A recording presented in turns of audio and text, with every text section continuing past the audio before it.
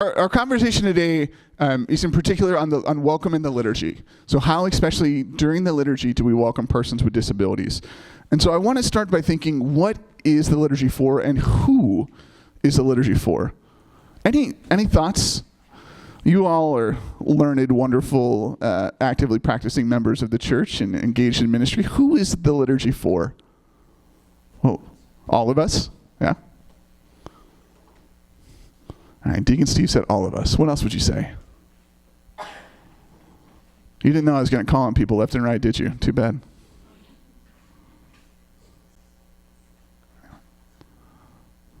I'm going to call on people. If you work at St. Pius, you're in trouble. Who's the liturgy for?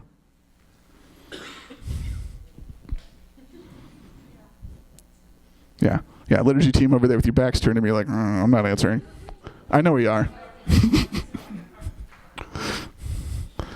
Brian McMichael, would you care to speak for the diocese and tell me who the liturgy is for? That's a great question. It's in quotes. It's up to you.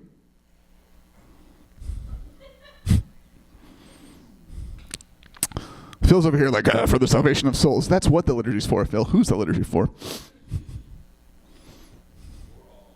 Yeah. Yeah, it's for all, right? In one capacity. Say that last part, Brian. I stepped on your words. Directed towards God, right? Directed towards bringing us into communion with Christ, right? To form that body of Christ. From the Catechism, the Holy Spirit is the sap of the Father's vine, which bears fruit on its branches. The most intimate cooperation of the Holy Spirit in the church is achieved in the liturgy. The Spirit, who is the Spirit of communion, abides indefectibly in the church.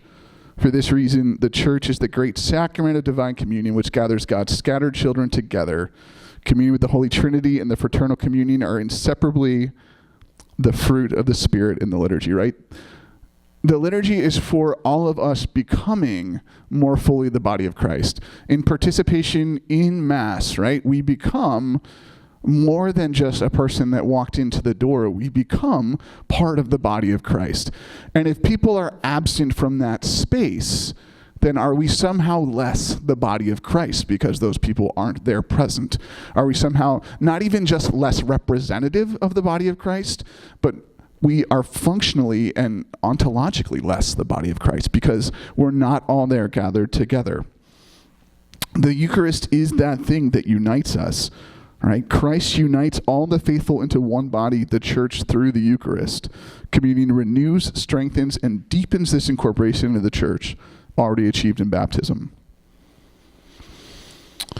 So as we think about what are we doing, who is this for, right? It is, it's a trick question, it's a gotcha question. Who's the liturgy for? It's for everyone. But what are we doing in the liturgy? We're coming together as the body of Christ.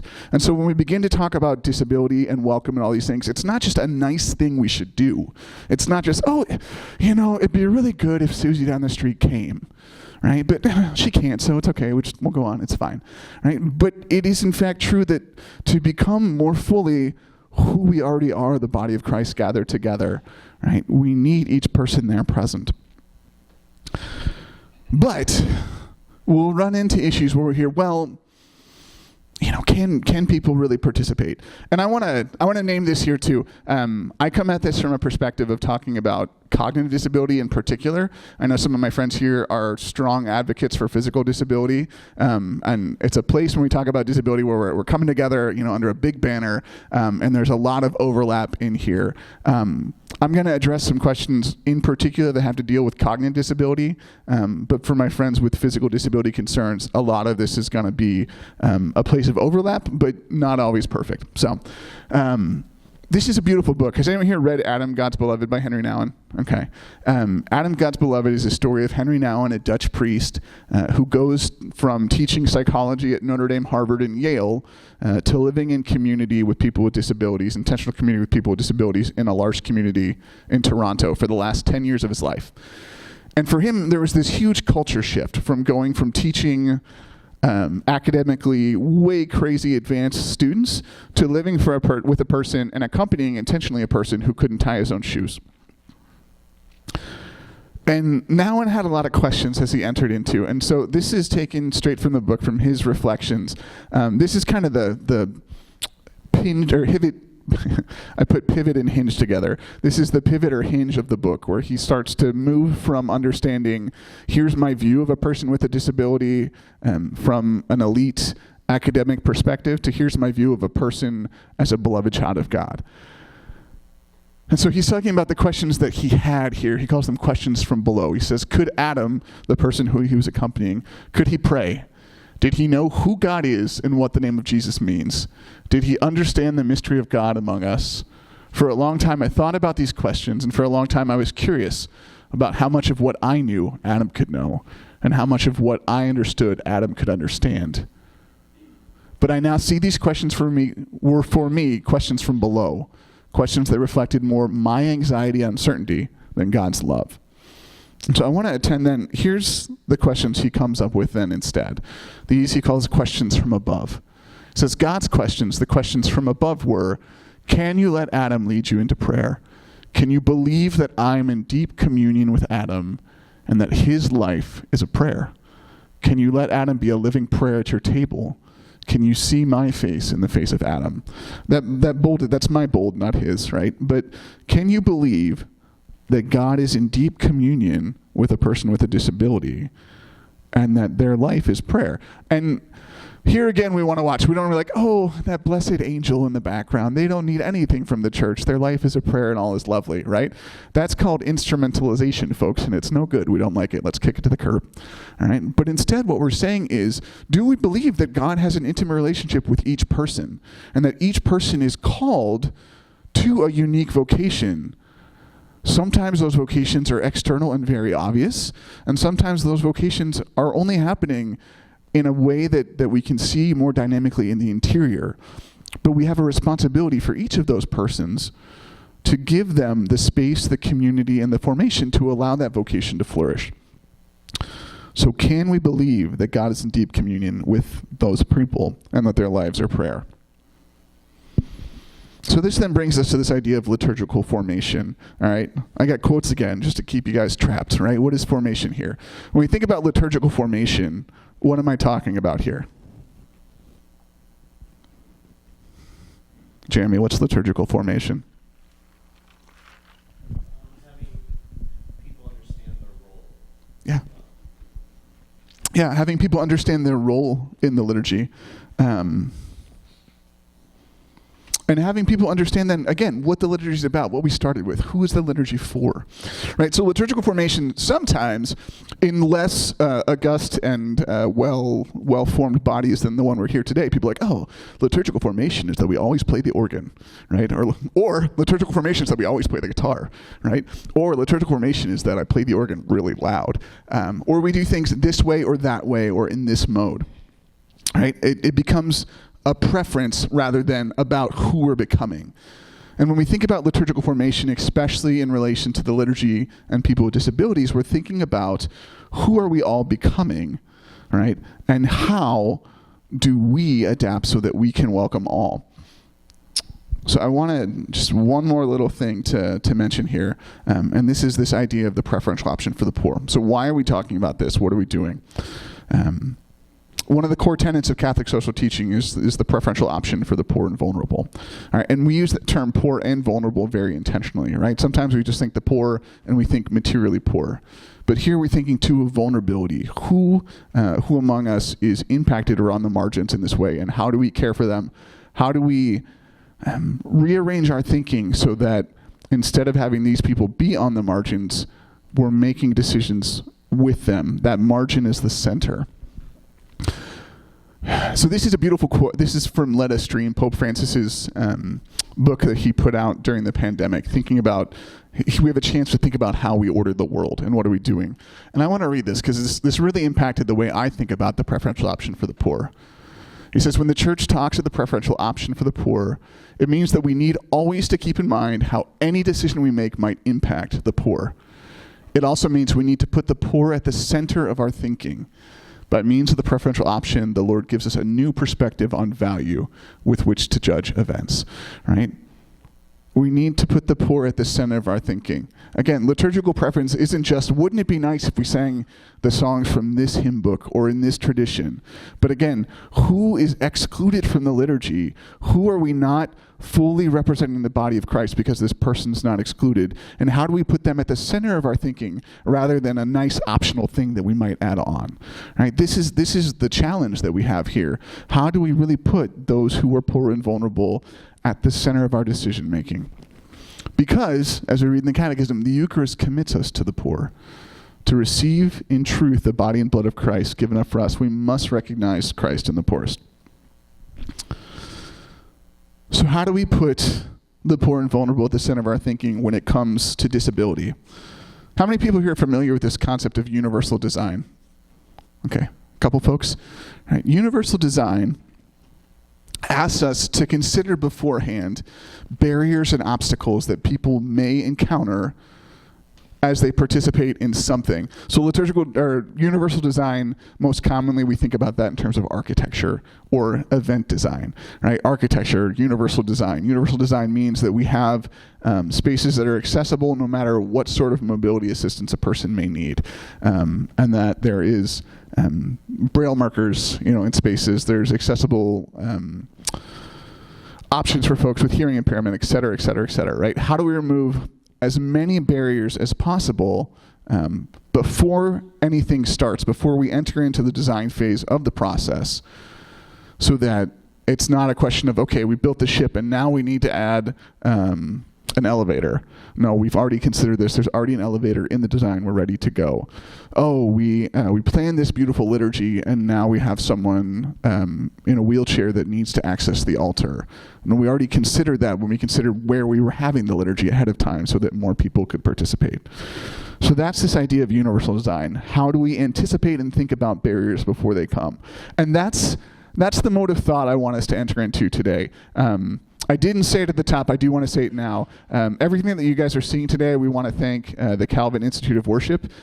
Allison Sturm and I had the opportunity to go to 6 different Catholic parishes across the country, mostly in the Midwest, this past year, and go see a number of different beautifully organized and executed, and some really messy but also beautiful liturgies, parishes that were doing really wonderful work of inclusion and belonging. And over those journeys, then we really tried to capture and bring back these best practices as we think about the liturgy for persons with disabilities. And so we're operating from this perspective of universal design, saying what are the barriers, what are the limitations that people may face entering into the liturgy? And let's spend some time thinking about those barriers so that we can think about ways to remove them. So as we go through this presentation, I'm going to give you guys a set of barriers. We're going to think through some of those key questions that come from those barriers. And then at the end, we're going to propose some best practices to consume them, all right?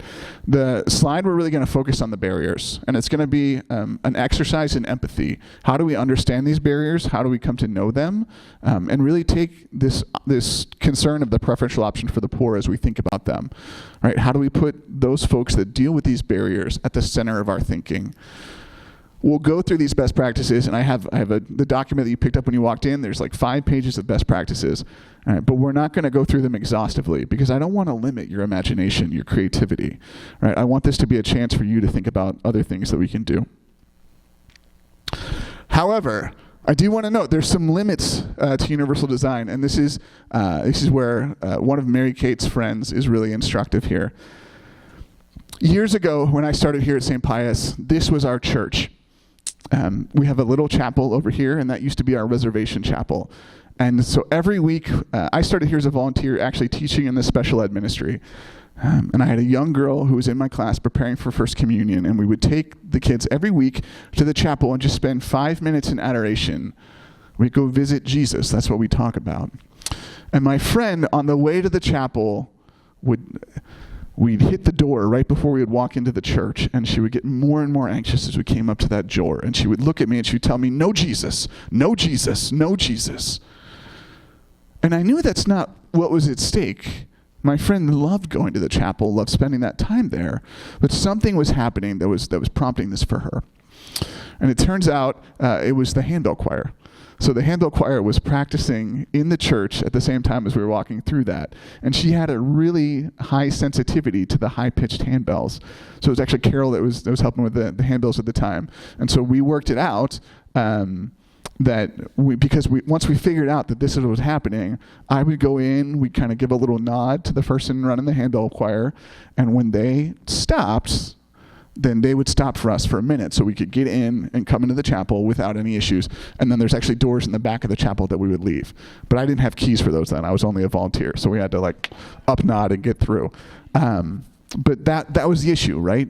No Jesus wasn't no Jesus. No Jesus was no bells that are on the way to get me to see Jesus. Mary Kate has a friend in her class that has hijacked every single one of her cell phone alarms and changed them to church bells. Right? The rewards for this friend in class is that after they do an activity, she gets to set a 5-second alarm and let the bells go off for a minute. All right? You can't please everybody, right?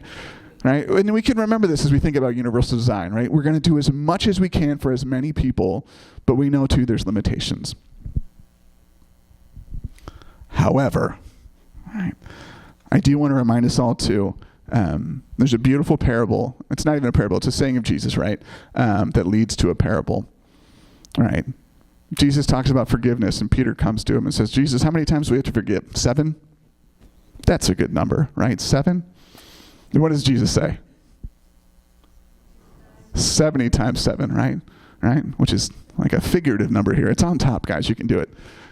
I found this little cartoon, right? I tell you not 70 times, not 7 times, but 70 times 7. And we've got the disciple, great. Not only do I have to forgive my brother, but now I have to do math. It made me laugh. If it didn't make you laugh, that's okay.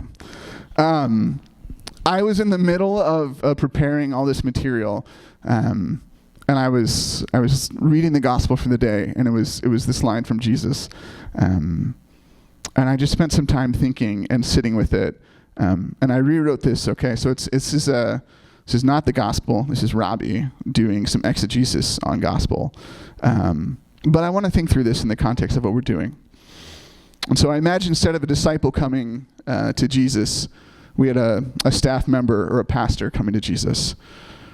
And they just met with a parishioner with a disability that asked the church to make accessibility accommodations so that they could attend Mass.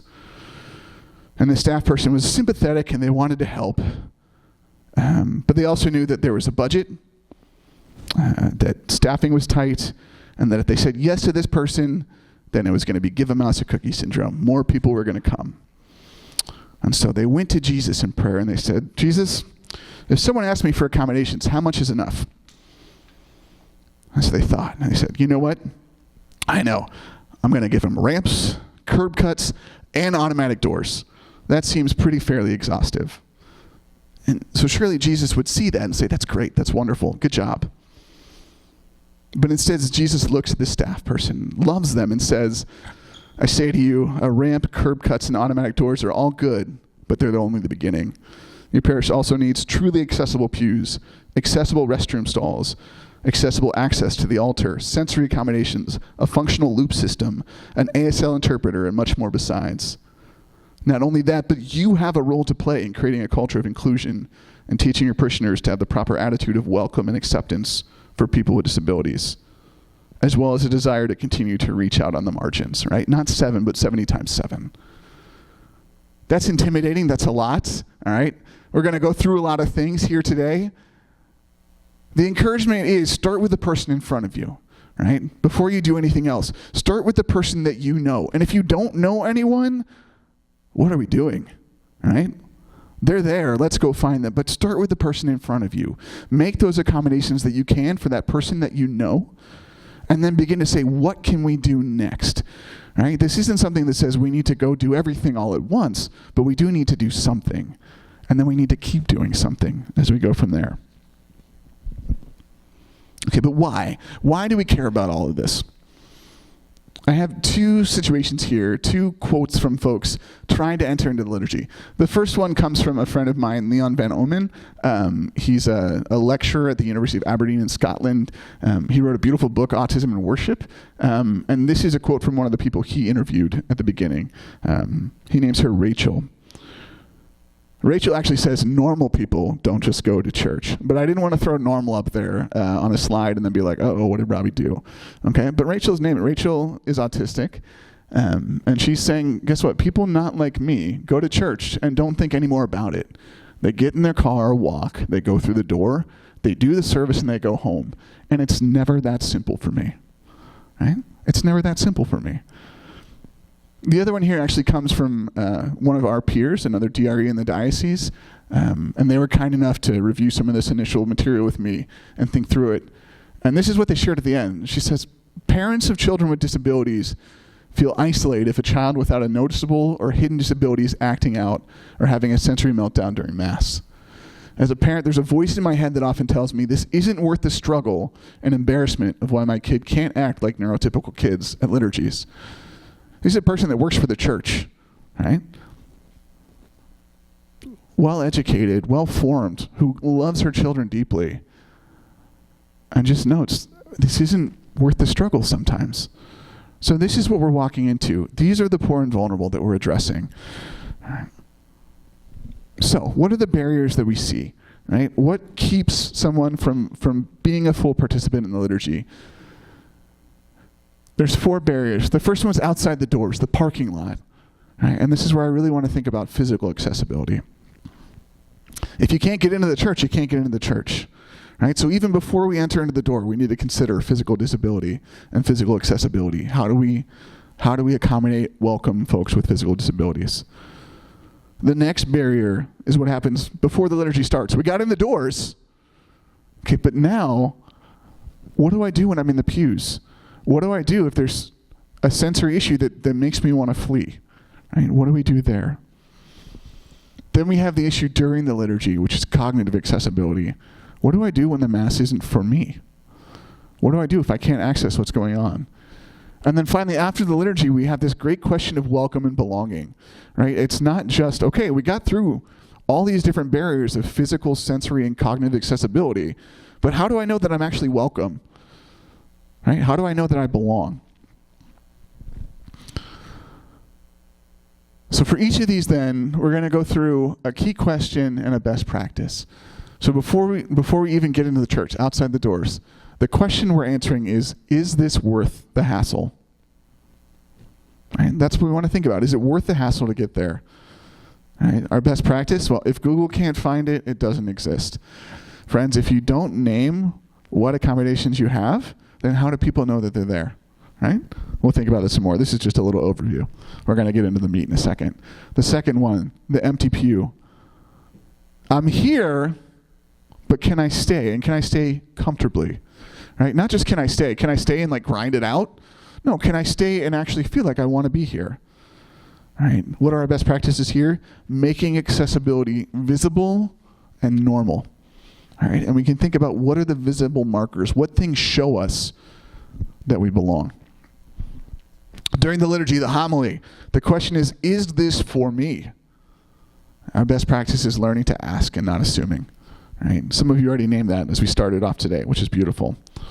And then after the liturgy, right, the barriers here are welcome and belonging. The questions are, did my expectations meet reality? And the big one, am I going to come back? Right? Is it really worth the hassle? Right? I asked that question, is it worth the hassle before I got here? I'm going to ask it again when I leave. All right? We're going to evaluate the whole time. All right, our practices here are active welcome, and then we're going to talk a little bit about intact community. All right. So let's start. Let's go to the parking lot. Are we ready? Here's the questions I'm going to ask when we think about physical accessibility. Again, remember, that guiding question, is it worth my hassle to get there? But beyond that, do I feel safe going there? Right? Before anything else, am I safe going there? If I'm not going to go.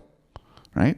Safety may mean location, but safety also means, is it icy out and do I think they plowed the ramp ahead of time? All right? Safety may mean, oh my gosh, this is it's a rock parking lot and my balance isn't so great and that's just not going to happen, friends. Right? Safety may mean I don't have someone to come with me when I'm going to go and I'm afraid that I'm going to get singled out or looked at. So do I feel safe going to the site? Am I comfortable finding and entering the site? Do I know which doors are accessible?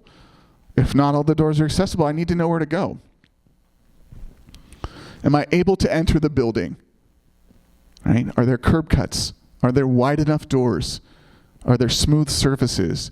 Is the accessible parking actually near the entrance and wide enough to allow me to exit my vehicle? Friends, I went to, we did an event a few weeks ago for a large community here in South Bend, and we were at a local college. I'm not saying which one. And we were in one of their big event spaces, and they had accessible parking right next to the door of the event space. Wonderful. But there's 3 steps to get up into the event space, and the ramp is on the whole other side of the building from the accessible parking, right? And you're like, oh, okay, well, that's one bad design. Friends, that's everywhere. Everywhere, right? Is the accessible parking actually accessible, or is it something near a door that no one can actually get in? Am I in a frame of mind that allows me to attend? Again, we're talking specifically about disability here, and we don't want to conflate disability, right, and mental illness. Right? These are different things. They often fall under the same umbrella, but they're also often there at the same time, right? These are things. Comorbid is the fancy psychology term, okay, but it sounds weird, so I don't use it all the time, okay? But, right, often these things are present in the same person, and so how do we alleviate anxiety about going to a new space? How do we alleviate depression about wondering if I'm going to be welcomed? How do we keep these things in mind as well? Do I have enough information that allows me to feel comfortable attending? And then does physical accessibility extend beyond the worship space to the gathering spaces? Can I get to one space to the other without difficulty? I want to thank my friend, if it's okay, I'm going to thank my friend Emma.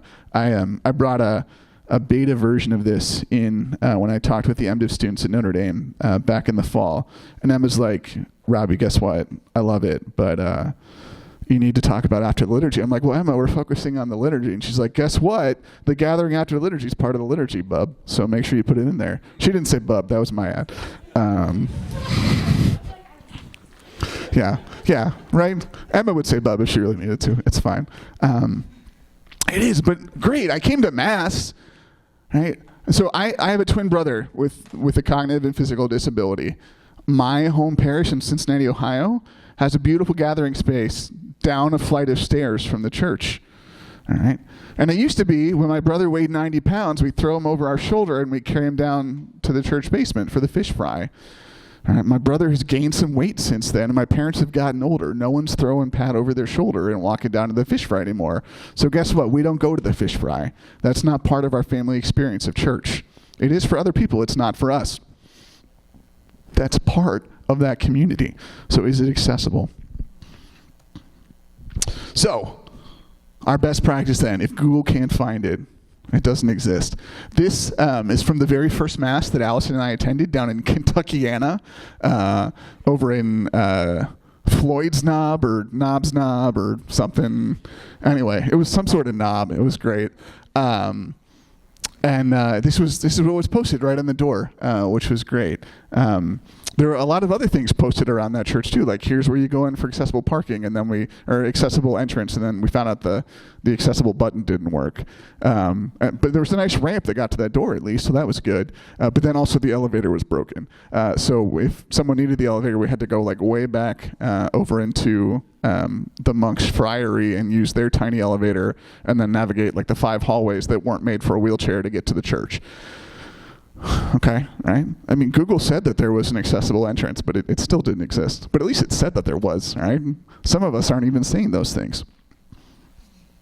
Here's what I want to do. When we get to these best practice slides, you guys can pull out this little sheet you have, and I'm going to highlight a couple things that are in here. I'm going to encourage you to spend some time with this later, and there'll be some time to think and work through things at the end, but a couple things to highlight. First, the very first one, involve people with accessibility needs in your planning process. Ask them where to place entrances, door heights, what ramp grade should be, any of these other issues. Father David Shafiri is out Oregon, Mary Kate, is that right?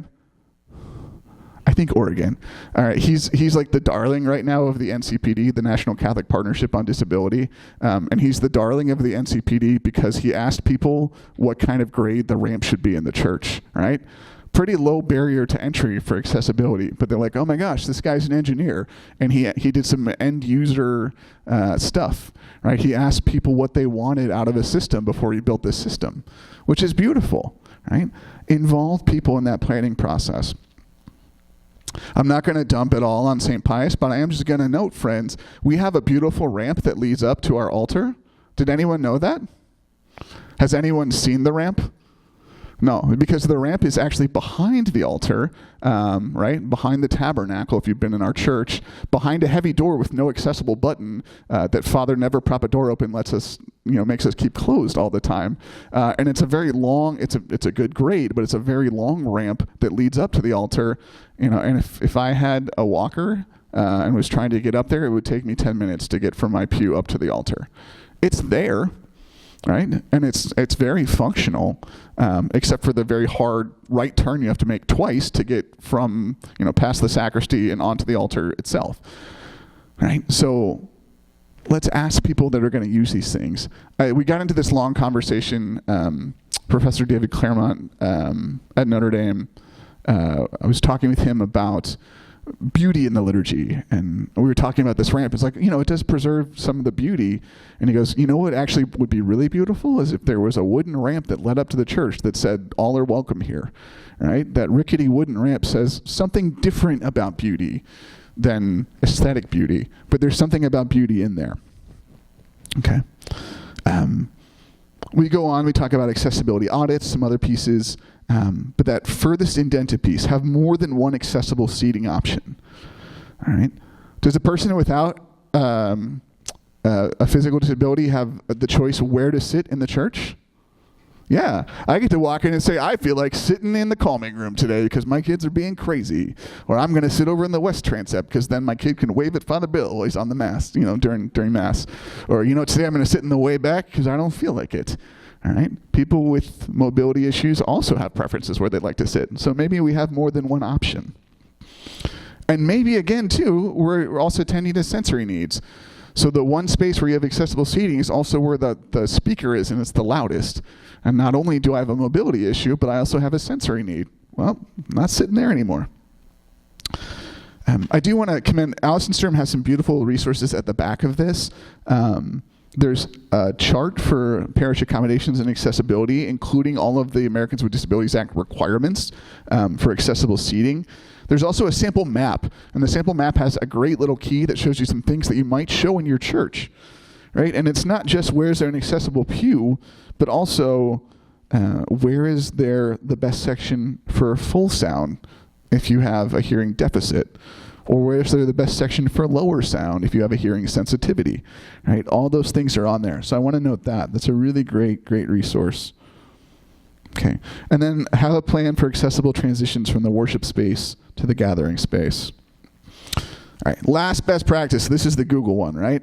Make sure on your parish website, this is right before the liturgy, that you optimize your search engine so that if someone's looking for this and they type in disability or autism or sensory on your parish website, they can find that information right away. It's great that you have it on your parish website, but if it's buried on a fourth subpage and I can't find it using the search bar, it might as well not exist, okay? So make sure it's actually on there. Great that it's on there, but make sure it's searchable, discoverable as well. All right, beautiful.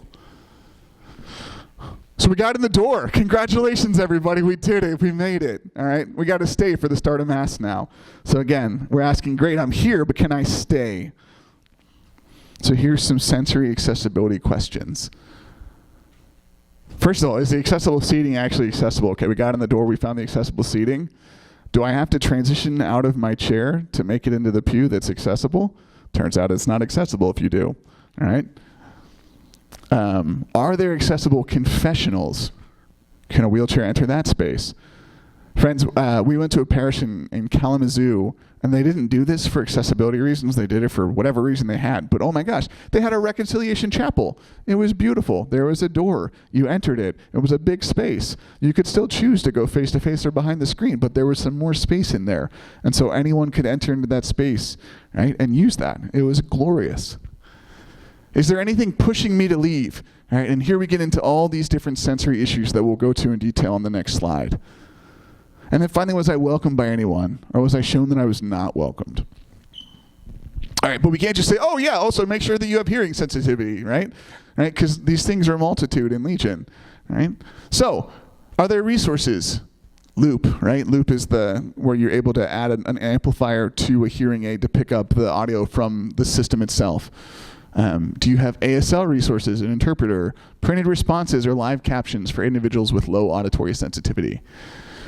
The last parish that we went to was in Cleveland, Ohio, and it was a parish primarily for the deaf community. It was the coolest mass I'd ever been to, right?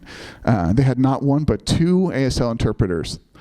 One person that was interpreting the priest and the readers, so doing all of the stuff of Mass.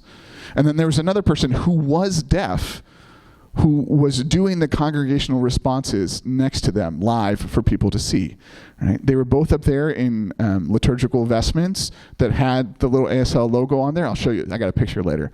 But it was so cool. I'd never seen that before. Not only was the words of the priest being interpreted, but also the congregational responses. So if I came in and I was deaf and I spoke ASL, but I didn't know what to do at Mass, I had someone there helping me with those responses. Just like if I'm a hearing person that walks in and can pick up from those responses from someone else. So cool. So hey, if you're using an interpreter, do they know the Catholic Mass? Look, I know that we bring in interpreters from the local branch, and half the time they know the Mass and half the time they don't. Right? One of the guys from that parish, he's like, yeah, I went to another parish for an ASL Mass, and I didn't recognize half the things they were saying. There actually is a Mass shorthand, and there is a Catholic deaf community that go online. They've got awesome YouTube videos, and they'll show you, right, what you will use as you do Mass. But do they know the Mass? Are they prominently located, or do we stick them over in the corner, right? Or sight lines for the people that need the interpreter being taken into consideration? Are there resources like noise-canceling headphones for individuals with high auditory sensitivity? Are there echo or feedback issues? Are the mics too hot? Or is the music overly loud? Are there particular instruments used that might cause sensory overload, such as organs? Right? My friend that came and gave me some feedback came to Mass here, and they're like, guess what? The organ was really loud, and that was hard, right? And we know that, and we know that's an issue, right? So, we think about these things. And then is seating available that helps people with high auditory sensitivity sit comfortably, spaced out or insulated if needed? How about visual, olfactory, and diet sensitivity? You're like, oh my gosh, he's just putting words up there now. But these are all real. These are all things that folks deal with. So, is there fluorescent lighting or flickering lights? And if so, can we put filters in place? Are there low lighting options? Is the artwork or printed material visually overstimulating? Is the sanctuary overcluttered? Right? Are there resources, either large print worship aids or Braille, available for individuals with visual impairments? This is a big one, this last one.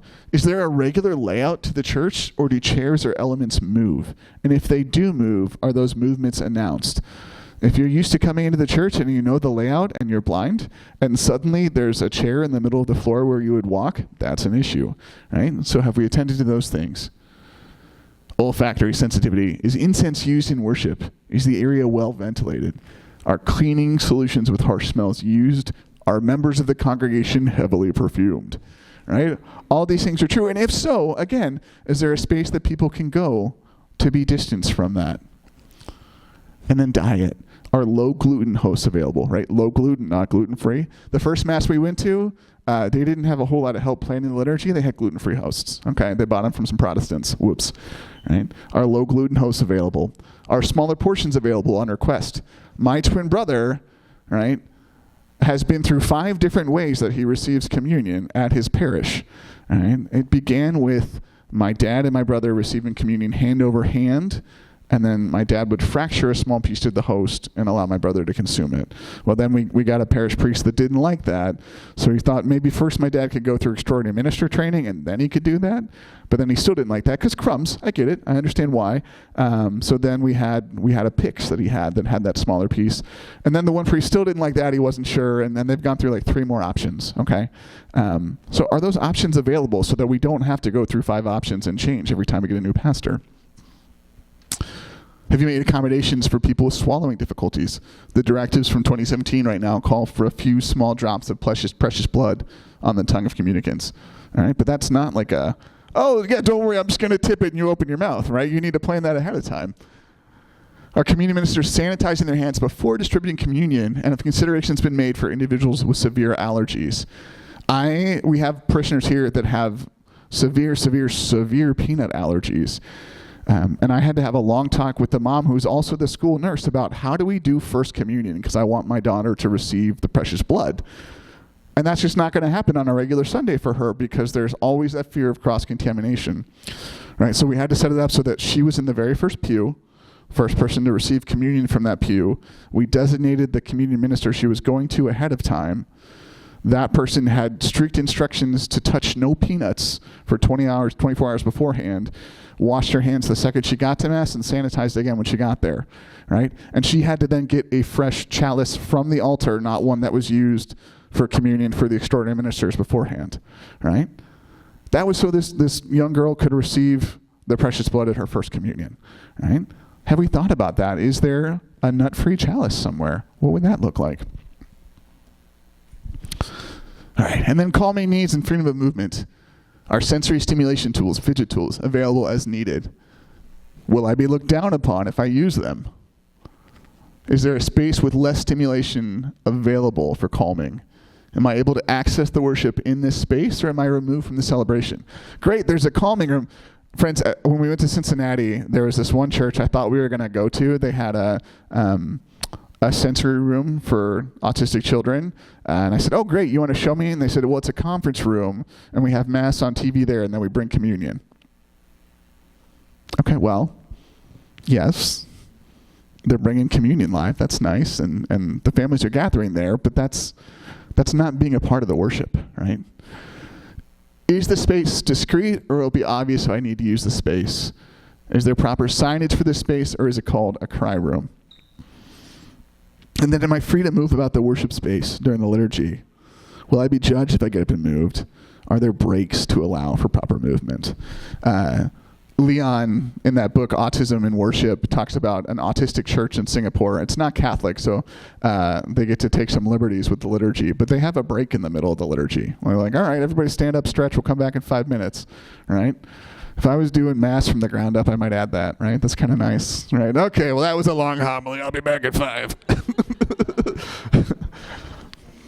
Yeah, especially when it's Father Augustine here at St. Pius, right? That's what we're all laughing about, yeah. Mm-hmm.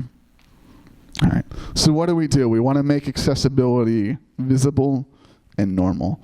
So before I get to some of these particular best practices, I want to show you some cool stuff. This is the parish in Cleveland I was talking about. So the woman on the right there is the coordinator for the parish of deaf ministry. And she's there live interpreting at every Mass. You can tell she knows her stuff, right? Because do you see, like a worship aid or anything in front of her?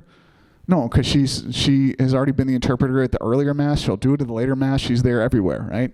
The woman on the left is deaf. So she's there, and she's watching our friend over here on the right, because she's watching as she signs, and then she's offering the congregational response. And you can see their little robes over there, right, with the little ASL piece on it. So I was talking with them afterwards. I was like, guys, I love your robes. And they're like, oh, good, because we hate them. Okay, but they hate them because they've been at the parish since the 80s. And if you have long, flowy robes and you're trying to do ASL, it's actually not that easy. I said, oh, okay, valid point. But I love them because I walk in, and if I'm a deaf person, I know instantly who I can go talk to. And I know instantly that I belong here, right? It's not a question of like, I wonder if there's an interpreter here today, and where are they going to be? They're there with their robe on before Mass, and they were out in their robes chatting with everybody before Mass, saying hello, knowing everybody that was there and greeting them by name. It was awesome. I didn't have to ask, right? Similarly, the parish we ended up going to visit in Cincinnati, they used to have they called them cry rooms. They used to have 2 cry rooms, and they said, you know what, we're going to take one of these and convert it. So now we're going to have a cry room, and we're going to have a special needs sensory room. And that room was completely and totally different configuration. They took all the pews and everything out of that space. They had folding chairs in the back for people that needed, but they also had accessible, like different sensory seating, like some of the balls, the little sit and spins, all those kind of things. They had the order of Mass printed on the wall in an accessible way, all kinds of cool stuff in there, right? If I walk in and I'm like, I wonder if my sensory needs are going to be attended to, and I see this, I'm like, oh, okay, they're taking this seriously, right? These are visible markers of belonging that are here. So let's look at some of the pieces out here we want to share then on the best practices. So I mentioned the visible markers of belonging. The second thing to note is that all of us, right, priests, deacons, ministers, and staff have a role to play in setting this tone of belonging. The more we set it from up front, the more it bleeds out in the community. Although I will say the cool thing, this community in Cleveland, I went there and they're like, guess what? We just got a new pastor. The old pastor had been here for 45 years and he knew what was going on. He was hip to what we were going to do. He was there. Now we got this new guy and he's not sure about some of the things we do, but don't worry, we got this. That was there. That was when I was like, okay, it doesn't really matter who's in charge because the community has been doing this for 40 years and they're bought in. But if we're starting, right, then we really need to lead from up front. We need to make sure we're taking feedback as we go, but we need to lead from up front. And that includes everyone in a public role in the liturgy. That's lectors, that's greeters, that's especially extraordinary ministers. Let me tell you about another friend. I had another friend, a young woman with Down syndrome, and she received First Communion through our Marici program. And we had a special sensory-friendly liturgy for her First Communion, but it was on a Saturday at 10 a.m. So she needed to go the next day to Mass to fulfill her Sunday obligation. And her family's wonderful. They're like, of course we're going to go to Mass twice in a weekend. So they went, and they celebrated my friend's second communion, except our extraordinary minister tried to make it so that didn't happen. My friend's a little short for her age, right? That's often common in Down syndrome. But she was radiant going up. I was right behind her. She was up there, right? She made a beautiful throne with her hands to receive communion. And the extraordinary minister looked right over her and goes, the body of Christ, to her mom. Right? John Paul's frowning. Don't worry, John Paul, it wasn't under your tenure. It was a while back. And again, we understand why we might not be sensitive to that. And here's a very short young girl. We have little kids that come up all the time that forget to cross their arms or do anything. What are we doing? But how do we take seriously those people, and how do we make sure we welcome them? Right? Because she almost didn't receive second communion and went right over her head, literally. Okay. Ask about accessibility needs on parish intake forms, and there's a sample on the back there. And then just you see that sensory sensitivity room. As we went through a lot of those different sensory needs, you saw that there was a benefit for a space to be distanced for folks that needed it for a lot of different reasons, whether it was hearing sensitivity, light sensitivity, olfactory sensitivity, or just needs for freedom of movement. Right? So is that something your parish can add? And I'll tell you, going to the one in Cincinnati, it was great because the woman there, Lisa Varian, she's like, yeah, I just put it out. I put it in the email. I was like, you know what? You guys should add this. You should do it. And people were like, I don't know if we can. And one person's like, cool, we'll do it. We'll just take out the pews and put some chairs in. Done. And they did. And it was awesome. And it didn't take $1 million. It didn't take a lot of time. But it was a huge form of welcome for folks there. All right. And then finally, just noting clear communication, clear directions anytime there's anything out of the norm. Right? So our parish, I know we always offer low gluten hosts, but we don't always say where to go when we need it, right? So if we have a visitor that's coming, and I know they're coming, I'm like, okay, hey, don't worry, you're going to go to the presider, and he's going to take care of you. But any of those notes we can give to folks during the liturgy so that they know where access is available are immensely helpful. All right, we're halfway done, friends. We need a stretch break. Everyone take a minute, talk to your friends, get some water. We're going to come back to the homily in just a sec. All right, so we're at the homily. The question is this for me? We're going to learn to ask and not assume. So what do I want to think about when I'm thinking about cognitive accessibility? I'm going to say, can I access and understand the liturgy? Right? Is the liturgy going over my head? And if so, why? Right? It's the same thing every week. It's not that hard. But there's things that we need to understand and ways we can do that. So are there aids to help me engage, like social stories or visual schedules? Also, have my processing needs been taken into consideration by the preachers and the liturgists? let me tell you, the very first Mass we went to, not only was the processing needs of people not being taken into account, but also the audience wasn't being taken into account. The priest that did the Mass was very kind and did a wonderful job welcoming families before Mass, right? That's him over here saying hi to people. Whoops, I didn't go far enough. I went too far. Right, that's him out there being friendly and kind with everybody and very Franciscan. But then he spent the whole Mass preaching to the caregivers of people with disabilities. Right, it was a sensory-friendly Mass for persons with disabilities, and he preached to the people alongside them. Aren't your moms and dads really the best?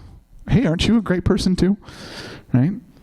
So have my needs been taken into account by the preacher and the liturgist? One of the best homilies I've received in a while was when we went to the Spread Liturgy in Chicago. The pastor there, it was a story of Jesus healing, and the church was broken up into 3 sections of pews. And he went to the first section of pews. He says, Jesus says today to you, I will heal you and accompany you. And then he went to the middle section, and that's actually where most of the Hispanic families were sitting. And so in Spanish then, he said, today Jesus says to you, I will heal you and accompany you. And then he turned to the left, and he says, Jesus says to you today, I will heal you and accompany you. And then he came back, right? He came back to the ambo, and he said, Jesus says to us today, I will heal you and accompany you. And then he sat down, right? I remember that still, not just because I wrote it down, but because it was easy to remember. And he said it 4 times. And if I had a processing difficulty and I missed it the first time, I got it by the 3rd time, right? That's just fine. How about, do I see other people like me participating in the liturgy? Are they serving in active roles in the liturgy? And then is there a role for me besides participant? So just to think about cognitive accessibility a little bit, this is from the Church of England. They have a guide on access to the liturgy. And it's a great little social story as you walk in. Like you walk in, most of us walk into a church, we're like, great, I know that there's going to be somebody there at the door and they're going to hand me something and there will be some other people. Right? But if I'm not cued socially for what's going on and I have a processing difficulty, then how helpful is this? Hey, there's a lady that may give you a service sheet, and the man will give you some prayers to be said at various points. And this lady may give you a book of hymns to be sung. And this man may give you a sheet of notices, which may not be very interesting, but do not be alarmed, as this is quite normal. This lady may give you a form to join the PCC and pay your collection by direct debit. And this man will ask you if you want to be a Sunday school teacher. It's a little short to be me, but that's the one I get to do, right? There's another one here. This is the church kitchen, right? It's overwhelming. But this is, again, like these are all the social things that we think about as we enter into a kitchen space that we don't have running at top of mind. But for someone with a cognitive impairment that can't process all these things at once, that's a helpful tool. So what do we do when we think about cognitive accessibility? Well, we want to learn to ask and not assume. So if you want to turn to our best practices, I want to do just a few pieces here. The first one is this: an impactful homily may only be a few lines. This isn't only at sensory-friendly liturgies, friends. This is any homily. The parish in Cleveland where we went, the pastor started off, I felt really bad for the ASL interpreter because he started off with a joke about, I was looking through my ordo and today was when one of our beloved deacons passed away. And he once told me, I went up to him and I asked him, Deacon so-and-so, how is my homily? And he said, you gave 2 good homilies. And he said, oh, ha, ha, ha, good. And then he proceeded to give 3 homilies that day, okay? So anyway, it was great that he was self-aware and knew that maybe he preached over long, but then he gave me 3 homilies, right? So an impactful homily might be a few lines, and repeating key points helps people with slower processing speeds. It's also a good rhetorical device. Order of worship instructions can be extremely beneficial, especially when we add new elements, whether that's in Lent, at the Triduum, or other spaces. And then instead, communicating any unique elements of your parish. Like this parish in Cleveland did amazing things, but the only reason that I knew to sit during the gospel, they sit during the gospel so that the folks that need an interpreter have direct sight lines to that interpreter from the church. totally makes sense given that community. But the only reason I knew is because the guy that was meeting me there to talk to me, he's like, now, hey, just so you know, we're going to sit during the gospel. Like, it wasn't printed anywhere, and I wasn't told by a hospitality minister, right? That's a helpful thing to know. We can say that. It's okay. I know we want to avoid more things clouding up the liturgy than needed, but sometimes these things really do help people engage with the liturgy, including people with disabilities in active roles. And adapting your content and training to promote participation if needed, right? John Paul does a good job of that, so I want to give him all kinds of credit for that. The coolest thing about some of the sensory-friendly liturgies that we've done for First Communions here at St. Pius is that I have servers, I have greeters, I have other folks that can serve in the liturgy that have cognitive disabilities themselves too, and they do. And the whole liturgy is enriched because of that. We can also normalize accompaniment in these roles. So I know we had a couple new friends that started serving as altar servers this past year, and usually those friends are paired up with an experienced server that can walk with them and help them if they need it initially, if there's too much going on. I have another friend, it's actually my same No Jesus friend. She has a wonderful reader, and I've been working on her dad. We're going to see about this, but to see if she's autistic, but if she would be willing to lector. But she would need accompaniment. She would need someone up there alongside her to help her stay on track. And that's okay. That's beautiful, right? That's not something that's like, oh, I don't know how I feel about this, right? That's a gorgeous way that she's then invited to participate in the liturgy. All right. Let's also normalize mobility assistance. Again, this is for my friend Emma, but service animals, right? When they are serving as service animals, they're not animals anymore. They're mobility assistant devices. So if Emma gets up and she's serving on the altar, there's not a dog on the altar. Emma's on the altar with her mobility assistance device, right? And we need to normalize that. And then finally, let's make tools that allow people to request accessibility without having to ask. So there's some great tools in there. One parish I know has communion cards, and so if you need communion brought to you, you pick up a card in the back of church, and then when it's time for communion, you hold it up, right? And the extraordinary ministers come to find you. This parish in Cleveland, they knew that people had mobility assistance needs, and so they had their communion procession, and then their deacon went back pew by pew and just met everybody as they needed it, right? Because they were ready to go for that. Right. But above all then, in this whole idea of asking and not assuming is, so often we're like, okay, well, I know what's best. Like, we'll do this and we'll make these things. But what do people actually need is what we want to find. Right. And then finally we hit this last barrier, which is the gathering space. Did my expectations meet reality, and will I return? So we want to talk about active welcome in intact communities here. So we're going to start with the questions, and then actually I'm going to invite my friend Allison to come up here in just a second and talk a little bit particularly about active welcome. But first of all, our questions here. Did the members of the congregation show that they wanted me back? All right. We'll hit this active welcome in a second. Were there interactions that made me feel unwelcomed or singled out? Would I feel comfortable inviting a friend with a disability to this liturgy? Were there any opportunities for community or belonging outside of the liturgy, whether that's mentor families, affinity groups, social spaces? You know what? One of the blessings is that of this parish is that we get to have social gatherings for our friends in our disability community often. I had a mom call me 2 weeks ago because she was looking for a parish to belong in. And she has a son who's autistic, he's 18, and he wants to be around other teens who are autistic. And so she said, can we? I said, yeah, we can come, and we have folks that serve as altar servers, but also, she called me on a Thursday, and I said, tomorrow we have a gathering, can you make it? And by golly, she was there. She was like on the web trying to figure out how to get a bus to St. Pius, and there's no buses that go here. So they borrowed a car, and they came here, and they met us, and they got to meet those families. But it was wonderful because we already had a space to welcome them in that wasn't just Mass. It wasn't just, come to Mass, and me, the normal guy over here is just going to say hi and shake your hand and go. But rather, we had a space to gather, and we could be intentional about that, which was beautiful. All where else am I? Will this space adapt to my needs if I ask for assistance? Or conversely, are there rigid rules or norms that prevent me from being welcomed? Right? That's the other side of that. Will this space adapt, or is there something that's going to make it so I can't?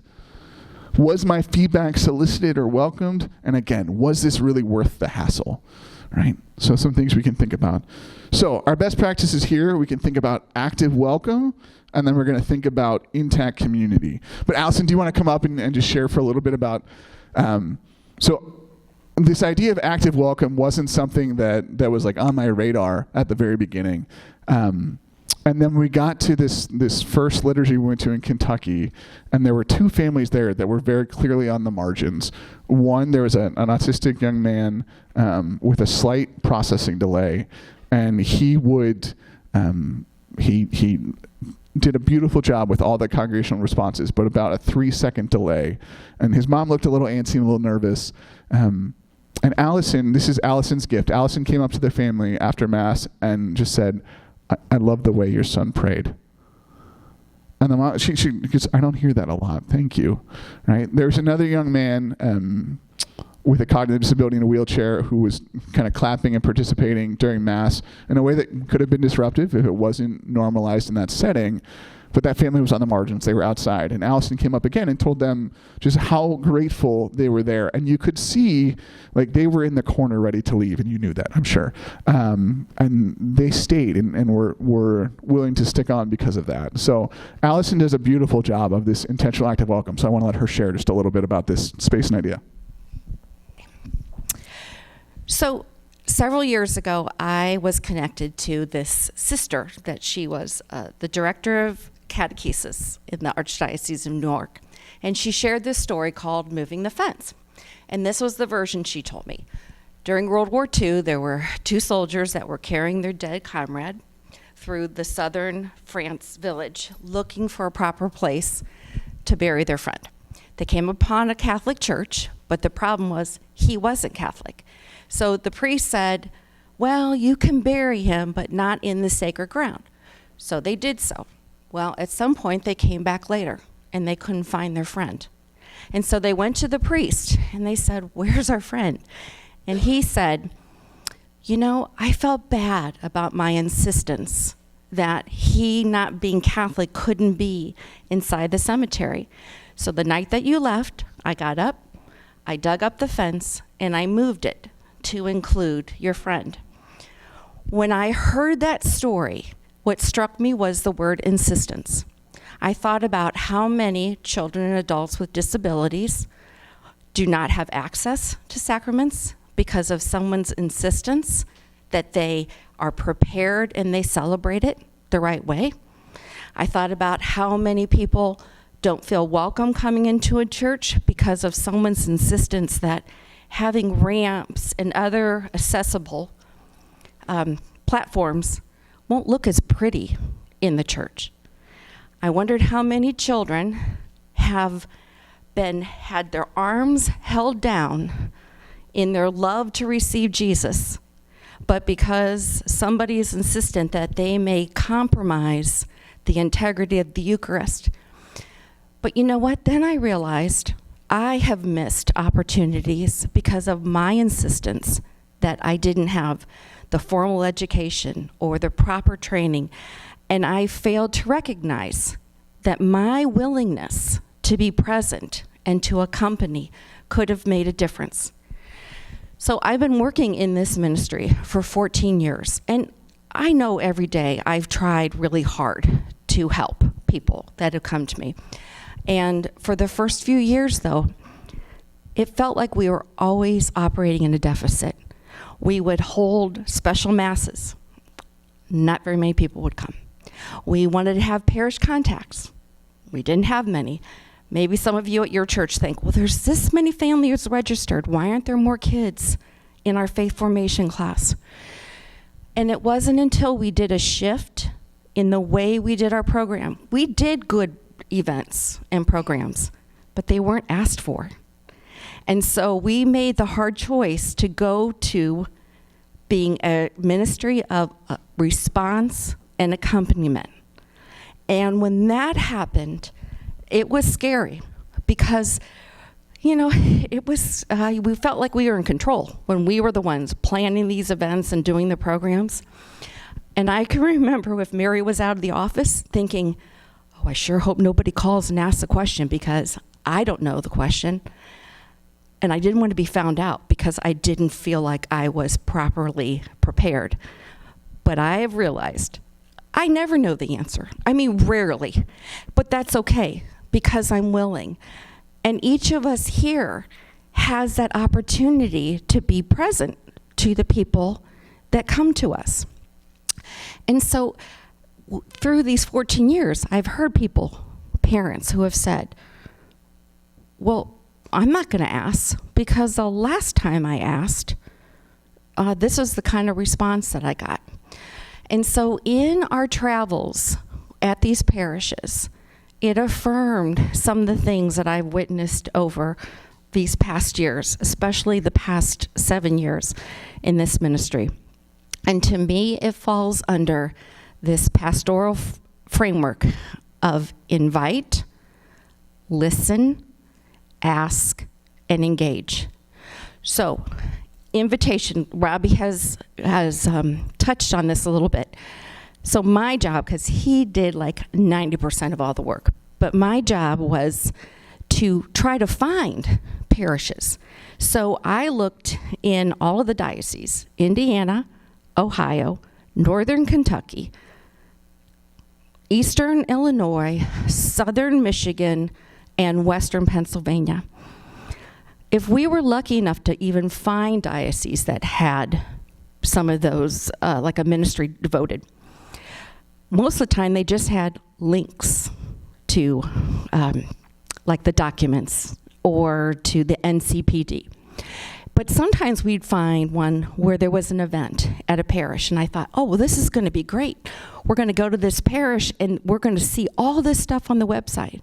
I'd go on their website. I would look through several bulletins, and often I didn't find anything intentional.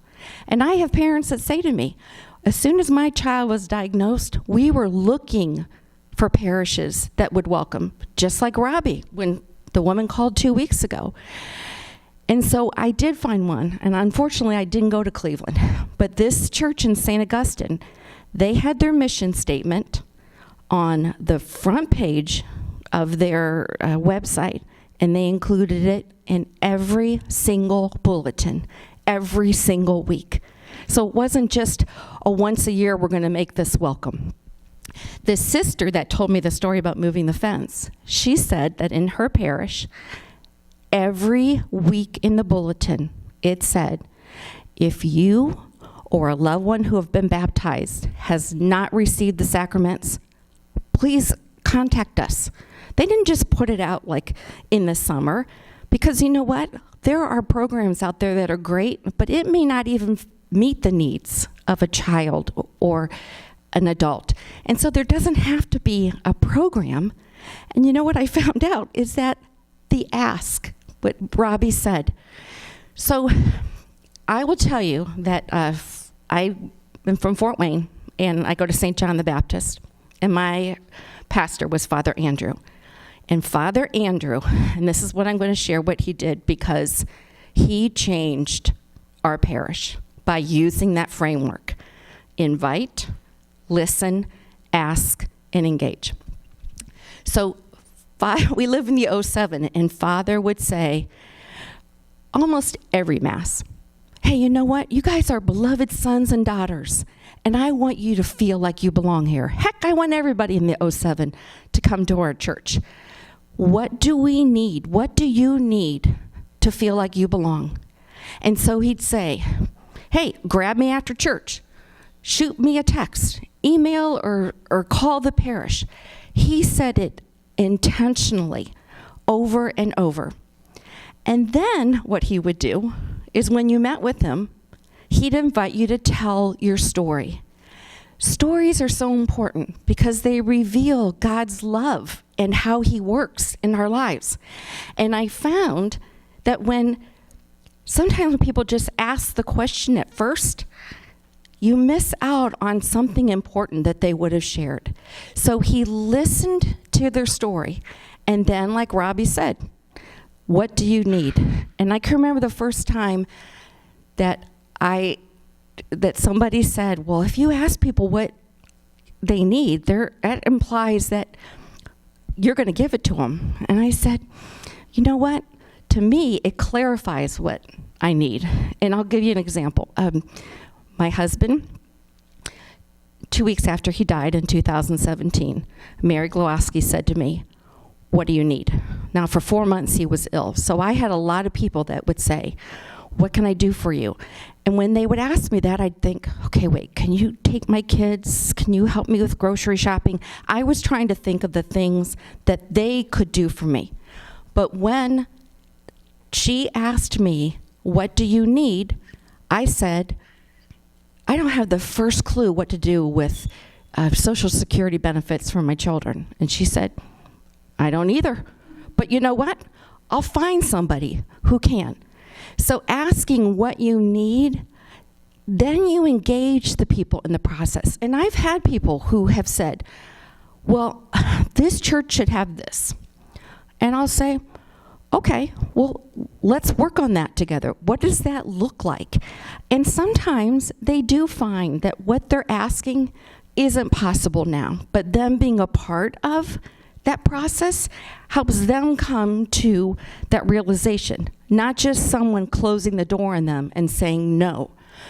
Sometimes they realize, oh, well, if there isn't anything else like this, I have the heart for it, I'm going to start it. So what Father Andrew did was consistently invite people to tell him what they needed so that they could feel like they could belong.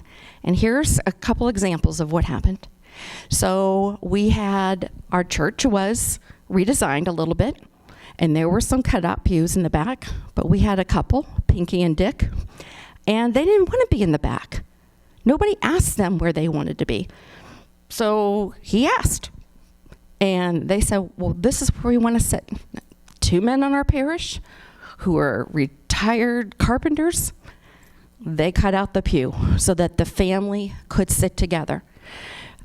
One of the men who is just the most awesome lector, he has MS, and as his illness was progressing, he was having a hard time negotiating the stairs, getting up to the ambo. And our church, the example of the ramp, there's no way you could put a ramp in there.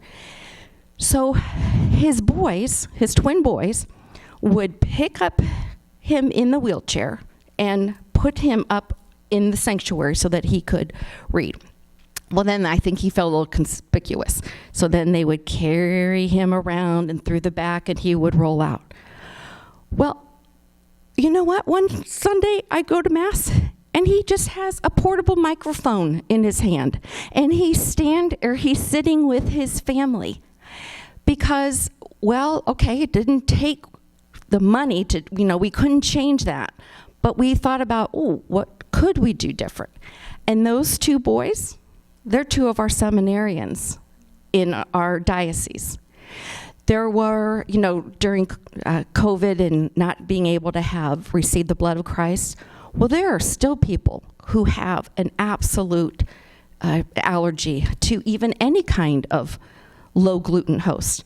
So Father had 4 little chalices, and at the end of Mass, there would be 1 chalice for one person, 1 chalice for another, 1 for another, and then a family of 4 shared 1. There was a family who were parking in the wrong spot because there was no accessibility. And so I'm like, that's kind of dangerous. So I go to a parish person, and he said, well, we put a ramp in. We have a ramp. And I go, that ramp I wouldn't feel safe having my kids go down that ramp. And so sometimes people do make these, they think they're doing a good job, but they're not really listening to what the people who are telling them what to do. And so I'm going to say that when we make a difference by just being present and by just saying, hey, What do you need? And by putting it out there, we invite people to tell us what they need. We listen to what they say, and then we engage them. And those kinds of parishes, you can tell are really welcoming. And Father Andrew, he would make it so obvious if somebody was making a sound or moving out of their pew and people were making comments about it, he would address it the next week. And he'd say, it's important. They belong here just like everybody else. So it was just a fabulous experience being with Robby, but it also affirmed a lot of great things that are going on at our parishes. And some of those forms in the back, those were inspiring of me because of people asking. And so I do have a bunch of things in Spanish too. But so that's why we're here. We're here to respond and accompany to anybody who asks us. And most of the time, we may not even know the answer, but we're willing to try. And I thank you for this opportunity to share.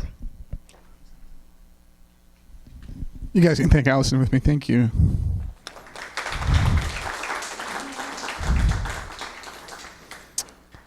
So yeah, this idea of active welcome, that active welcome seeks out people. It's not passive. It's not like hey, come see me later if you need something. No, who are you and what do you need?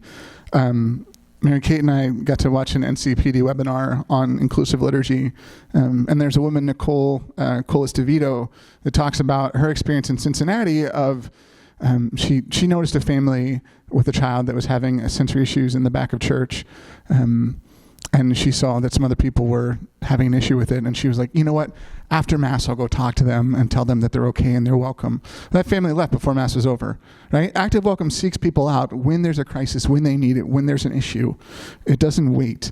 It affirms and thanks each person for their participation, right? Again, I love that. Allison goes up to this family. I loved your son's bold proclamation. You know, the mom says, thanks, we don't get that. Usually Mass is hard. I heard we went to Kalamazoo. We met with a family that loved their time there, and they loved it partly because they had a great usher, and that usher knew where they sat, and if they weren't there, and they made seats. They have movable seats, so they make the seats accessible for them every week. And if they weren't there, they called to see how they were doing. Right? They knew they were missed, which meant they knew they belonged. Or one of our families here at St. Pius, they just became in the church people. They told me, like, we're in the church people now. They used to be calming room people. Now they're in the church people, you know, and it's this whole revelation for them. They have 3 children with cognitive disabilities, 2 of them using wheelchairs or walkers. And all of them are, you know, pretty vocal, get around, do their thing. But they've felt brave enough to move into the church, right? We're in the church people now. And I was talking to them last week at this gathering we had, and they go, you know what? I love our usher, right? Ken. Ken's our usher. And it's like, he's the best. Because Ken knows us, and Ken knows to bring communion over. And he knows how many people need communion. We worked with him, and he knows yes for her and no for him. We're still working on this one, right? Ken knows. You know, but Ken knows them. That usher knows them. How beautiful is that? Right? That's active welcome. And then intact communities, right? Mass isn't just the only place where we can belong, right? If I can come to a liturgy and I'm sitting next to a person that understands what's happening when my child's having a sensory meltdown, and they're not judging, but they're accepting, and they know what to do in that situation, I'm not going to leave, right? I talked to one of our families. They have a young son with Down syndrome, and they're like, you know what? Anytime my son's having an issue, I look around and there's 5 people around me that I know doing the same thing, and we're fine. I have another family. Again, all my stories are about my one friend, my Know Jesus friend. They, right before COVID, when we opened the new church has lots of echoes, or it used to. It's better now, but we used to have some auditory issues in the church, and so they were always like trying to search out and find the best place in the church for them. And you know what they said? Actually, the audio wasn't the issue. They started sitting with our big homeschool families with 10 kids, right? And there's like 3 or 4 of them that sit together at the 10 a.m. Mass. And they're like, you know what? I sat by those families, right? Because Maybe they didn't have a child with a disability, but they knew what happened when there was a big family and kids going wrong, and they weren't going to look at me funny, right? So that intact community doesn't have to be like, hey, this is our Down syndrome awareness group that's all sitting together. It can just be people that aren't going to bust my chops if something happens, right? But especially with intact community, how do we form them outside of Mass? When we went to Pennsylvania, we went to go see a religious education program at a parish in Pittsburgh run by a Catholic deacon who wrote a lot of the adapted material that Loyola uses. And he talked about, you know what, we have a special ed religious education program that meets on Sundays right before Mass. And then I'm the preacher at the Mass right after. And all the families come from RE straight over to church, and they sit together. And then I preach to those kids. And I know if those kids are getting anxious, I'm going on too long. Right? And they know that if their kids are doing their thing, who cares? They're next to all their friends from RE. They don't care who else is looking at them, right? How do we build those intact communities, right? So it could be external groups attending Mass together, right? We do this with our young adults all the time. Hey, young adults, come meet the young adult minister who's over in this pew so you feel comfortable going to Mass, whether you're not by yourself, right? We can do this with our friends with disabilities as well. But also then, how do we have these groups outside of Mass, whether that's a special ed religious education program, a parish community of intentional care, mentor families, which are huge. Any of these things then help us have these intact communities and remind us that then belonging extends beyond the liturgy. Right? This is one of my friends from St. Augustine. He says, Mass should not be the only option to be the first point of contact for a new person. All right, so I think we hit on most of the best practices in here for this. The only thing I really want to highlight then is that if you are open to feedback, and you should be, have a designated person to respond to that feedback. Because there's nothing worse than giving feedback and being courageous enough to give feedback, and then it sits there. Right? So have someone that knows that they're going to respond. That's huge. All right, so we hit these 4 barriers, right? We talked about the parking lot, the pew, the homily, and the gathering. Physical, sensory, cognitive, accessibility, and then welcome, belonging. All right, but again, a reminder, do what you can. Start with the person in front of you, right? Start there. Go big after that, right? 70 times 7. All right, but then also this always be angry. All right, you're like, Robby, what the heck does this have to do with anything else we've said? Why is the Hulk up there? All right, there's the scene at the very end of the Avengers, right? And if you don't know the movie, it's okay. There's a guy that turns into a green rage monster.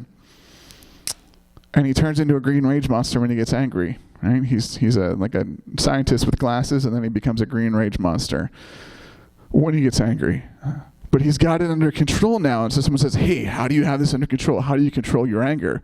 And he goes, here's the deal. I'm always angry. I'm not telling you to always be angry, but here's what I am saying is that we don't stop, right?